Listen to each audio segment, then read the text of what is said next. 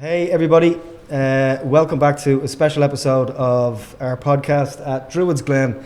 We're really excited to have been invited down to support Legends X1 for their incredible work raising money for charity, but also helping communities in Ireland and the UK. I'm really excited by this, to chat to one of my heroes growing up, Mr. Brian McClair. How are you? I'm wonderful, thank you very much, sir. How are you? Good, yeah, top of the range. First of all, did you enjoy today? I think that today has been great because it's an opportunity for us to meet and play with people who play golf a lot more than I play golf, and it's not so much about playing the golf, it's about the social aspect of it, meeting some new people and the obvious joy they get out of playing with people who played for Manchester United in the past. Sure. Of course, the weather makes a massive difference too. It was lovely today, wasn't it? Yeah, it's brilliant. Yeah, I mean, there's no other, like, Ireland is glorious when the weather's nice. It's glorious all the time, but it's particularly good when the weather's good. I like that. It's very good. You know what to say. You say all the right things. I'll just ask you just about, obviously you had an incredible career, Celtic and before United and then coming to Old Trafford. What is your, I suppose, like, how do you amass a career into a 5-minute chat with somebody? But what's your career highlight, if there is such a thing? Well, I mean, the thing about, you know, the career is, well, it's a journey, of course it is, but for me it was hugely enjoyable and also hugely successful in terms of winning things. Yeah. I do want to enjoy myself every day, but when I was playing football, I wanted to win, and that was really important. Yeah. I think it's a measure of your career, you know, that, I mean, for example, one of the reasons why I wanted to win was my sisters did Irish dancing and they used to win trophies all the time. Okay. And you just wanted to beat them? I never won any trophies until I was about 15 years of age, you know, so right. It was about enjoying, but winning things is important as well. So you can't really sum it up one particular thing because it lasted for really a considerable amount of time, really. And it's kind of perpetuated now because I'm sitting here today chatting to you because I just used to kick a ball around as a profession. And if somebody said that to me as a dreamy 15-year-old thinking through the future, that not only would I have done and had all the experiences and all the memories that I have, which are getting added to on almost a monthly and yearly basis, coming to here, as I said today, playing golf at Druids Glen. I mean, one of the lads that were playing here today, it was his first ever round of golf, you know, somebody right. that supported us and supported the charitable games over the last year, you know. Mm-hmm. And, you know, when I'm talking about when I played my first game of golf in a municipal course back in Scotland, he can tell people that he played in this terrible course at Druids Glen, you know. Yeah, it's awful, isn't it? It's terrible. It's like a kid's sandpit. You know, so, and I very much appreciate the opportunities to be able to come to Ireland and have good times and continued good times. You strike me as somebody, just having seen some content and listened to your own podcast, you strike me as someone who's very present all the time and grateful. I mean, because any moment of any particular time, particularly when you're playing football, it can change from good to very bad. Although there were times when things weren't so good, most of it was good and some of it was excellent. Yeah. And I think that's the way kind of thing about life, you know. First of all, you get to a particular age that I am in my 50s, and it's a joy to wake up in the morning for a start. We'll cut that bit out. So the next part of it is, you know, what you're going to do during the day, and I like to find something that's enjoyable during the day. Yeah.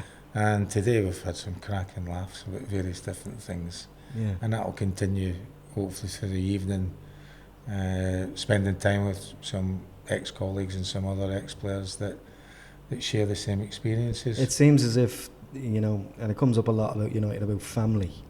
That's a term that's often used to describe the club. I think certainly from players of my generation and a little bit younger, and certainly older, you have an affinity because you played for Manchester United, or you were fortunate enough to play for Manchester United. And most of the people who come along to these events have been successful in different ways with Manchester United, and we got on really well. We enjoy each other's company, and we love to listen to each other's stories. That's one of the best parts of it. Absolutely. I'm going to bring you back to 1987, when you had the most amazing season. What is more gratifying for you, being top dog during that season, or when your role changed through the early 90s? I don't think it was ever top dog. I mean, you tend to sense of saying that Manchester United or a player hadn't scored 20 league goals, it's Stuart's best in over 20 years, but they hadn't won the league either. Yeah. And for me, that was a critical part of it. They were that great desire, particularly driven by Alex Ferguson, and we went on to achieve that, and Alex Ferguson went on to achieve so many other great wins and great league titles. But individual things I've never been interested in. I mean, it's nice to do people remember it and mention it, but it's a team game, and you've all got your part to play. Some have got starring roles, and some other ones are water carriers or support cast. David May is coming down later to have a chat with us about that. I'm kidding. What was it like towards the end of your playing career? Because I know you had other spells working with United in different capacities. But what was it like when you knew things were kind of winding up? No, I mean, was it sad? No, because the way that Alex Ferguson managed teams is that if he was giving you a contract, he was confident you had some role to play. Now, you want to play football. I wanted to play every game, but it got to this particular period of time where I realised that I wasn't going to play all the time, but I felt part of it, and I felt part of it every day, and I felt part of it during match days, and that was all down to his psychology. And in those years that I was, if you want to say, a bit part player or more of a reserve player, it was still very successful, and a huge thing that I feel very proud of is being possibly influential on the players that came after me. Yeah.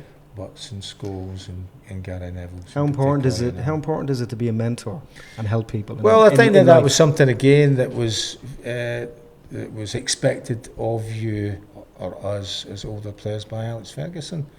He set the demands, he set the standards. We understood what they were, and we drove them forward, and we helped instill them into those players who came after us. And I very much believe that those did the same to players who came after them too. Would you change anything? No? I would change that to green. For a swap.